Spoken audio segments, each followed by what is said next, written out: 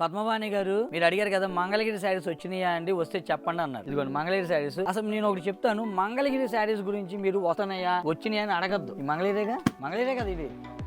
ఇవి మంగళగిరే, అవి మంగళగిరే. ఒకసారి జరుగు, ఇవన్నీ మంగళగిరి శారీసే. ఇంకా చూపిస్తారు రండి, అట్లా కట్ చేయకండి రండి. మంగళగిరి శారీస్ ఏంటంటే మా ఓన్ మ్యానుఫ్యాక్చరింగ్ కాబట్టి అవి ఎప్పుడు ఉంటాయి మా దగ్గర. కనీసం ఎప్పుడు ఒక 2-3 వేల చీరలు రెడీగా ఉంటాయి. ఇదిగోండి ఇక్కడ స్టార్ట్ చేస్తే ఇవన్నీ మంగళగిరి శారీసే మొత్తం ఈ చివరి దాకా. సో ఇన్ని శారీస్ ఉంటాయి మా దగ్గర రెడీగా. సో మీరు ఎవరైనా ఏదన్నా ఉందేమో లేదేమో అని డౌట్ రావచ్చు, కానీ మంగళగిరి శారీస్ గురించి మాత్రం డౌటే రావద్దు. ఎందుకంటే మాది ఓన్ మ్యానుఫ్యాక్చరింగ్ కాబట్టి, మంగళగిరిలో కనకదుర్గ హ్యాండ్లూమ్స్ మాదే కాబట్టి మీకు మంగళగిరి శారీస్ మాత్రం ఎప్పుడు రెడీ. 2-3 వేల చీరలు ఉంటాయి. మీకు పెట్టుబడులకైనా మీకు పర్సనల్గా కానీ మీరు తప్పనిసరిగా మిస్సమ్మ విజిట్ చేయండి. Missamma is one stop destination for Mangalagiri saris. So Padmavani గారు మీ డౌట్ క్లియర్ అయింది అనుకుంటున్నాను. Check with others, book with Missamma. Missamma మాది కాదు, మనది.